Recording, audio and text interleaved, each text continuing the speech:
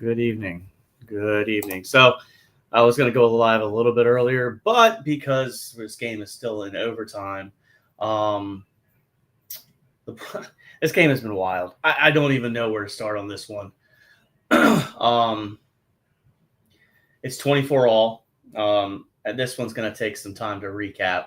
Um, but right now, Cincinnati's got the ball into overtime. Period. 9 minutes left. Ball on the 35. Another illegal contact against Denver's defense this time. Anyway, first down and 10. Am I feeling all right? I don't know. I need the Broncos to win this game. Obviously, not lose it. Actually, if I'm not mistaken, a tie would actually get them into the playoffs too. Right now, it's second down. Overall, I mean, the Cincinnati Bengals 7-8. This is why they're 7-8. They basically had an opportunity to just kneel the ball down and kick a field goal, but instead they decided to score a touchdown and gave the Broncos an opportunity to score the touchdown. Which, I mean, what a play by Nix to Mims. Second down and 7. Burrow's got the ball. He snaps it back. And he's taken down the 6th sack of the day. Zach Allen with the 6th sack of the year, or maybe a 7th. Broncos lead the league in sacks. Winner tie. So now we're looking at third down. Now remember, in NFL overtime, both teams have to possess the football in order to, for a field goal to end the game. So if the Bengals kick the field goal and the Broncos get it and don't do anything with it, then the Bengals will win. But now we're looking at a 3rd and 11. I think at 3rd and 14, don't get a defensive holding play. Let's see what we got going on here. Broncos look like they're bringing pressure. Looks like a man-to-man coverage. Nope, they're dropping back, blitzing 4. Zach Allen. What's Joe Burrow doing? He rumbles around, and Zach Allen's going to get him again. And there we go. That's going to be a punt. Way to go with Broncos defense. Way to go, Zach Allen. 4-man coverage sack. When you can get a sack with 4 men, you've got yourself a good coverage sack. That means everybody was covered downfield. Looks like it would ended up being a cover 3, a cover 6, actually. There you go. Zach Allen and John Franklin Myers there with the sack. And let's see if Bo Nix can do this without turning the ball over. But yeah, so far, I know, Catherine, you need the Broncos to win for your parlay. I need Santa on defense. But yeah, Mims with a fair catch. 6 minutes to 43 seconds left. So now the Denver Broncos, all they have to do is get the ball in the field goal range. And if I'm looking at Sean Payton right now, I'm looking at Jaleel McLaughlin. He's ran the ball pretty productively tonight. I don't have the stats in front of me to show me what Jaleel's done, but I'll pull it up real quickly. But he's been, I think, like 8. And this is it, man. I mean, the Broncos haven't been in the playoffs since 2015, and now, of course, it was Peyton Manning's last year. But as of right now, I'll pull this real quick up so I can present. 9 of 68 is Jaleel McLaughlin on the day so far. Let's go and present this box score for you guys. This is very impromptu. I'm very struggling with the oops. We're still there. Good. I'm struggling with the whole Christmas, blah, blah, blah, not being structured. But let's see. We're on second down. Jaleel McLaughlin got the first run, and it was pick up the yard. 6 minutes left. I mean, I'd hate for the Broncos to make the playoffs on a tie, but I also feel like the Broncos, if you can't, Bo Nix, 22 of 27, 3 touchdowns, 1 pick. Ball's on the 11-yard line. He's got split backs with Burton and Mims in the backfield.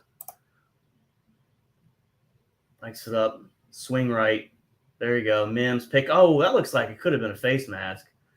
There we go. This is third down. This is a massive down here for the Broncos here. 5 minutes left. I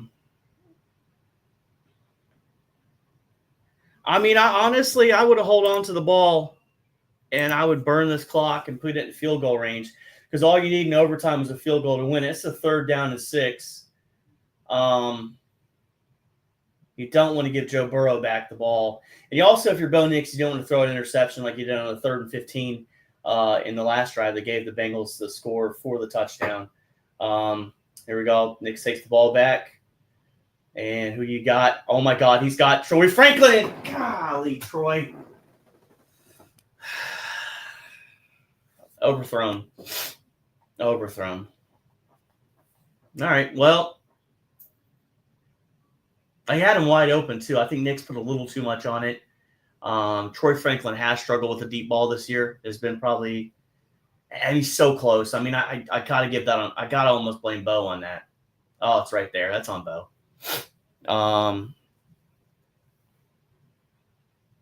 Yeah. But as you can see, let me see what you guys are seeing. Let's see. All right, cool. All right, it's 5 minutes left. And Joe Burrow with the football. And the ball's at the. He almost drops the fair catch. Oh, nope. Oh my God, Smith, what are you doing? Thank God he didn't get a penalty on that one. Yeah, this is really. I mean, what a game this has been. If you haven't seen it, it was kind of a dud, 7-3 at halftime, and then 3-0. Basically, just kind of a dud all the way to halftime, 7-3. Ended up being 10-3. Broncos score a touchdown to go 10-10. All right. Joe Burrow, first down and 10. He goes to T. Higgins. That'll put him probably about a 2nd and 5. 4:54 left on the clock. A 2nd and 4, actually. I think it's going to be really hard for Denver to get to win this game at this point now. The Bengals are close to field goal range. Let's see what they're lining up with. Clock is ticking. Looks like they're going with 10 personnel, no tight end. And ball snapped back, and he hits him. That's going to be a first down. Strip it, Jones. Crap. Well, the Bengals are now in field goal range, so we'll see exactly how this goes as far as the finish of this game. The amount of, that's why I don't do watch-alongs with Broncos games, because I can get really fired up. I need another defensive sack. Let's see if little Payton. Peyton's gonna say hi to everybody. She's a little mean, but Broncos are taking a timeout here. I don't know what Cade York's career long is, but you look at Denver right now, and I'm wondering, the final game of the weekend, the final game of the season. If you don't win this one, you got to beat Kansas City at home. Kansas City's got the number 1 seed locked up. You're probably not going to see Mahomes. It's a weird way to get into the playoffs, beating the backups of Kansas City. But again, like this one, I still feel like if Denver shouldn't. I don't want Denver to back their way into the playoffs. I'm never going to turn that down. But that's going to be a false start on T. Higgins. That's going to push him back 5. That pushes him out of the field goal range. I haven't seen a Broncos tie ever, if I'm going to be honest with you guys. This would be rather interesting. But yeah, Peyton normally doesn't let me hold her this long. She's kind of a mean girl. But yeah. Okay, so first down and 15, ball. Bengals ball at the Broncos 40-yard line. Looks like they're going with 4 wide, no tight end.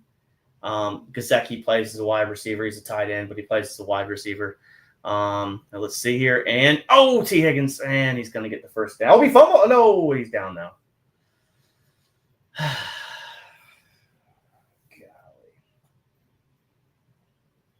All right, well, let's see what happens here. Poor Riley Moss has just been picked on all night, and Riley Moss has been really good for the Broncos, but coming off that MCL injury, and this is his first game back, the Bengals have targeted his side pretty much the majority of the night. Let's see, first down and 10 from the 22-yard line. And I just have to question some of the play calling in the first half. I'm looking at Sean Payton. So now we're looking at second down. I mean, this is almost an automatic, an extra point here for Cincinnati. I'd be shocked if they don't get the field goal to win it, which again would put into the Broncos into having to win next week against Kansas City, which again, the Broncos have won one game out of the last 16 versus them, so it's really not. I would agree with you that. You should have cashed out when you had a chance. Sorry. But yeah, we're looking at 2nd and 2. The Broncos were picked to win 5.5 games this year. They're at 9 right now. I'm not grasping at straws right here, but at the same time, I'm looking at this from, the further you get down into it, the closer you are to things, the more greedy you get. It's just really crazy to think. Oh, strip that ball. It's just crazy to think that Bo Nix's 2 probably best throws as a pro have been to Marvin Mims, a player that Russell Wilson could not really get on the same page with. It's like a 3rd and 3. Looks like Cade York's going to come out now to see if he can put the Cincinnati Bengals in this. Bo Nix has his head in his hands. Looks like he's praying about this. Yeah, there you go. Yeah, it's just for fun anyway, right? There you go. But yeah, and I appreciate the people that come by, Tom, Catherine. Normally this show's a little bit more structured, and here comes the kick, and he fucking missed it. He fucking missed it. Holy shit, he hit the fucking post. I don't normally swear on stream because I'm a professional person, but he fucking missed it. He hit the goddamn post. Holy crap. If my mother sees this, I'm dead. And that's my wife yelling downstairs. Holy dog shit. Bo Nix prayed. Listen, man. Let's see. All right, the Broncos still got to get down there and get the still got to get that field goal. But my God, what the heck? This game right here has aged me. I don't need blood pressure pills, but I feel like I need to buy some after this, or at least go see the doctor. And I know I know. Listen, y'all can hear the missus downstairs yelling. Listen, she's all about it. So 2:43 left. Broncos get the ball at the 25-yard line, with no timeouts left. Bo Nix is under center. Got Lance sending Trotman into motion. They got the extra tight end there. Look like they're going with a heavy set. This is obviously going to be a run. Estime is the backer. Hands the ball off. Estime at the middle, and he doesn't get much. All right, up to the listen. 2:38. You figure out what you can do. Let's see here. Cincinnati, 2nd and 7. It's like a fire truck's coming down my street. That's no bueno. Ambulance, actually. So, yeah, this is Rosie, drop a like and hit the stream. I can't believe this guy missed this. He missed it. Everybody's going to talk about it. They're going to clip that moment of me. I couldn't believe it. I mean, he freaking hits the post. I mean, wow. That's an ambulance coming down with a fire truck, so hopefully no one's seriously injured. It looks like 2 fire trucks. That's never good. All right, here we go. 2nd and 7. Bo Nix snaps the ball, hits Mims, and this is going to be behind the line of scrimmage. I get the safe play. Now Cincinnati's going to take a timeout. That's going to make it 3rd and 9.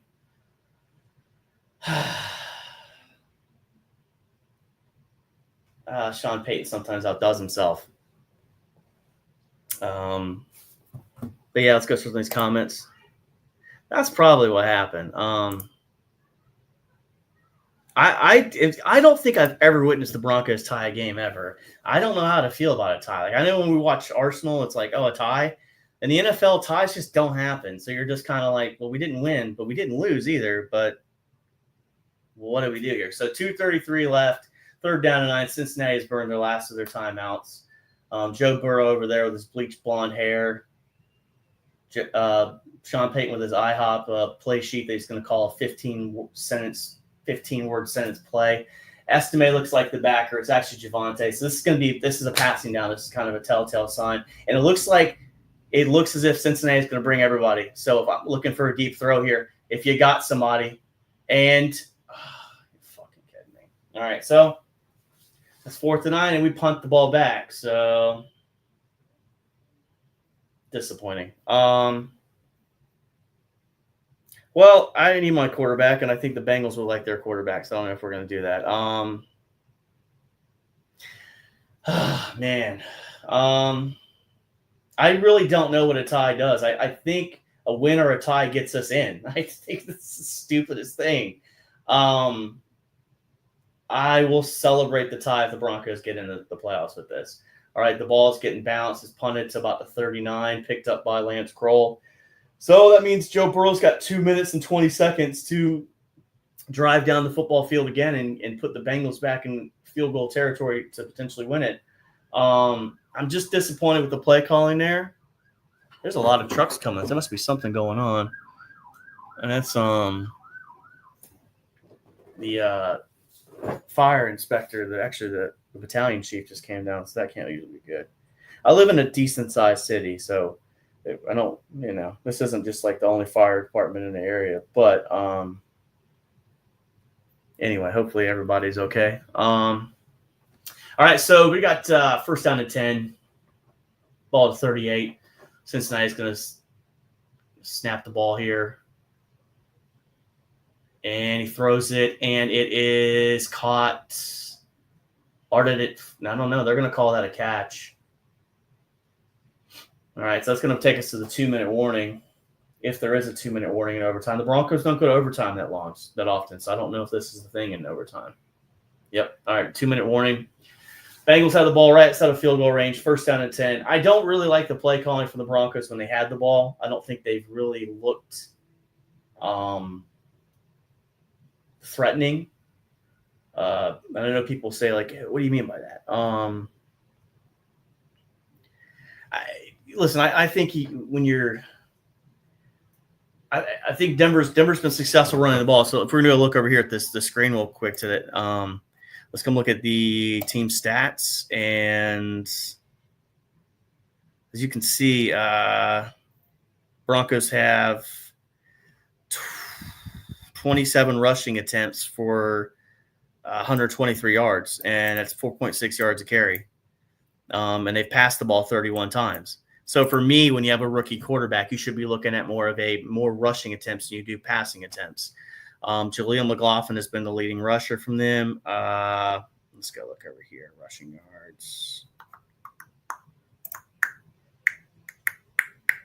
All right, so for rushing yards, we've got Jaleel 10 of 60, 69. Bo 7 for 31. Audric Estime 9 for 24. Marvin Mims, of course, had the one rush for a negative play. And over here on the Bengals side, they're 27 to 1 and 2, so 3.8, which isn't really good. But this is probably the best rush that the Denver Broncos have put out this year as far as yards per carry. I have to go back and look at the stats, but it's the best one I can remember. We talking about running stats. All right, so Joe Burrow does a pitch option, and he gets right past Benito, and that's going to be a 1st down, and the Bengals are going to get another opportunity. All right, so that's a 1st down. Clocks are running. And Benito just misses the tackle. Just very unfortunate on that one. My God. So, all right, so 1st down and 10. Clock's a ticking. The ball's at the 38-yard line of the Broncos, which is within Cade York's field goal. Actually, it's at 34. So, all right, here we go. And you throw it up. Overthrow Ja'Marr Chase. Good coverage by Patrick Surtain. And again, Cincinnati, why are you not running the football? That's why they're a 7-8 football team. The clock management. I swear most of these coaches don't know good clock management. If I'm within field goal range, or maybe you don't feel good about Cade York after he hit the crossbar, but at the same time, or the post, run the football, get the time down, and then put your guy out there and make the field goal. Broncos are not getting this ball back. I don't see it unless Joe Burrow really just craps in his helmet here. And Look back, hit it. Oh, he's out of bounds, I think. They're going to call that a catch.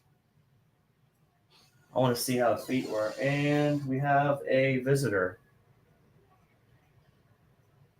And he's out. I don't think that's a catch. There's hands, 1 foot, and he's out of bounds. That's no catch.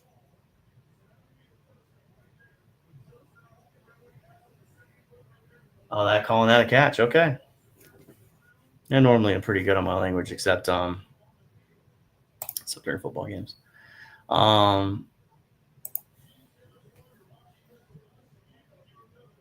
This sucks. And yeah, let me turn this volume down. Yeah.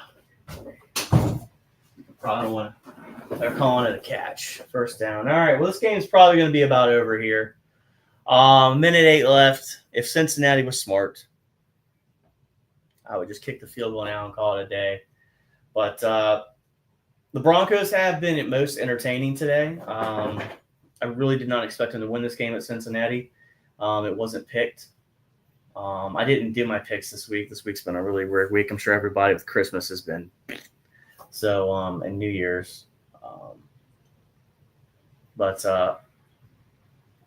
And he caught it. That's a touchdown. The Cincinnati Bengals win it. 30-24.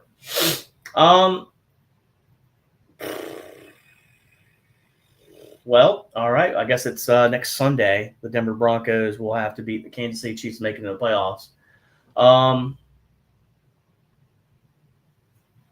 Wow. All right. Well, okay. So let's do a quick recap here and let's keep it moving because whatever. All right. So quick stats real quick. Joe Burrow, 38-48, 409 yards, 2 touchdowns. And actually there was another touchdown. So that's his 3rd touchdown of the day.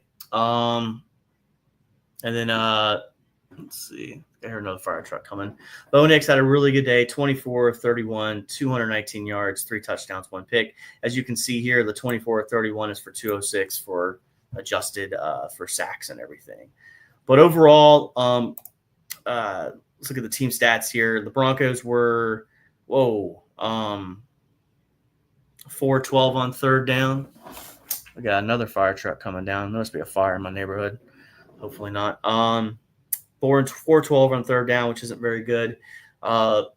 Cincinnati ended up running 84 total plays. The Broncos 24. And if I'm honest about the first half of this game, I felt like the Broncos in the first half of this game were a little bit what's the word I'm looking at? No, I'm not gonna do that. The Broncos were a little bit I felt they weren't as good on offense in the first half of this game, but the games kind of came to them. As far as Bo Nix and everything, it just ended up finishing better than I thought it was going to for them. And this game had everything in it. The Denver Broncos were tied 17-all, and then you had the Bo Nix interception at 3rd and 15, and then Cincinnati somehow mismanages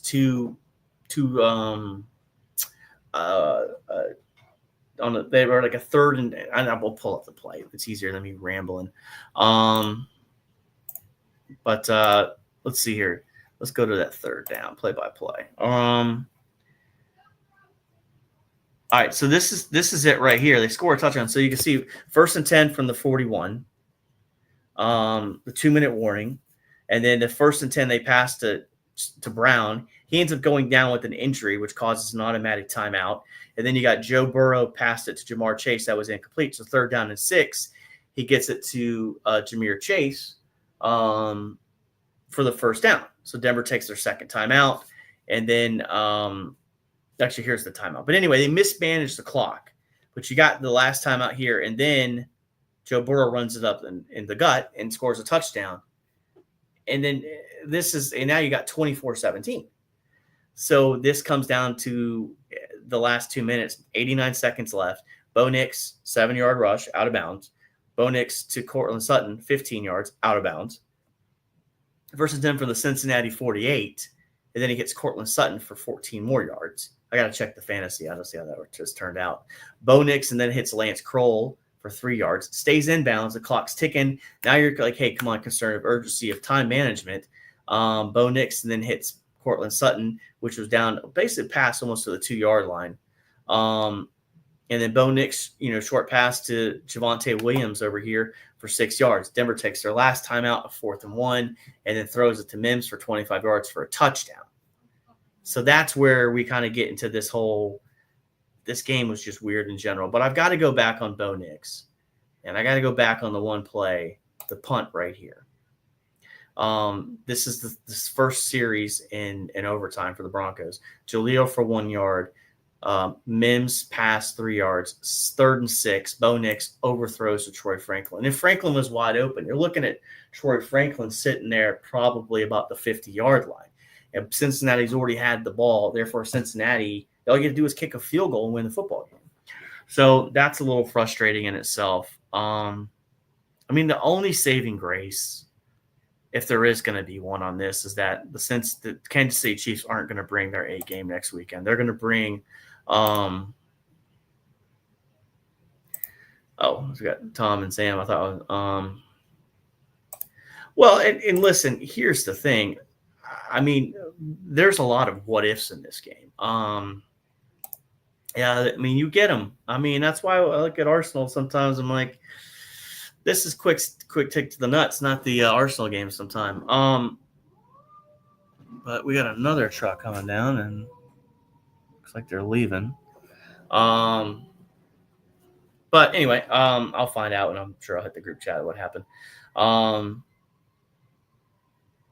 This has been fun. Like I said, I didn't expect it to really go this way today. The Rams play the Cardinals tonight. We got some earlier games from the earlier windows to discuss. I guess we'll try to hit that Thursday. But as of right now, and I really don't know how the playoff picture, how things have kind of, leveled off as far as the playoff picture goes. But with Denver losing, a tie would have got them in, which is the crazy thing about this. And we're pulling this up here real quick. The Chiefs have clinched, the Bills have clinched, the Ravens have clinched, the Texans have clinched with the crappy Houston Texans logo. Steelers have obviously clinched, and the Chargers clinched, of course, today, blowing out the Patriots 40-7. Broncos sitting here at 7. We lost, and this is what's crazy about this stuff. So if they lose, they were going to be at 61%. If they win, they're at 99%. Still in the hunt. Colts tomorrow play the Giants. They'll probably win. Dolphins play Miami. Play Cleveland tomorrow. They'll probably win that game. And then Cincinnati, they won today. So Cincinnati doesn't really control the scenarios are a little weird, but Denver, the opportunities have been there. And I'll go back to like Friday's stream when I talked about the Broncos and the Broncos and Chargers last week. You were up 21-10. And then you had the field goal that kind of made it a 21-13 game, which was a weird fair catch field goal. So it just blew everything out of proportion. And then you just kind of wellowed out in the play calling in the second half. I see sometimes now why some Saints fans complained about Sean Payton with some of his play calling. But with that being said, Sean Payton has completely transformed the Denver Broncos into a different cultural outfit. Great ownership with the Penners and the Walton Group. Without, and that's really this. Right now stings. This team should have won tonight. They should have won last week. When you're up 17-7 and you got the ball, and then you throw the pass to Javonte Williams, and that turns into a 3rd and 15. You get yourself, and then Bo Nix forces a bad pass that puts you into an interception, as opposed to like, hey, what's the easy play? Let's burn this clock down to the 2-minute warning, punt the ball back down to Cincinnati, pin them in their 10, 20-yard line, pin them back down there, and then make them drive down the field. It's a tough watch. But if you look at this game, this game has probably been the best game of this week so far. You had Kansas City Kansas City ended up destroying Pittsburgh I mean, just destroyed them. Ask Pittsburgh how you're feeling about Russell Wilson now. And then you had the Ravens destroyed. They ended up destroying the Texans, 31-2, I think was the final score. So, oops, don't want to do that. Don't want to get a copyright. Not that they would care. But you ended up, you're looking over here. Seahawks was a dud, 6-3 on Thursday Night Football. The Bears have lost, I think, 9 or 10 in a row at this point. No, not disrespecting Sam on that, but look, 31-2. I mean, what did the Texans even show up? And then the Patriots got destroyed, and this was probably the best game of the weekend. And we'll see what happens with the Rams-Cardinals game. Looks like Rich Eisen and Kurt Warner are going to be on the call for this one. But I do appreciate everybody stopping by. I don't know how much more we're going to go into this tonight. But this one's going to be one that's going to be pretty hard to digest. I'm not as upset about this one as I've been other ones because I actually expected them to lose this game.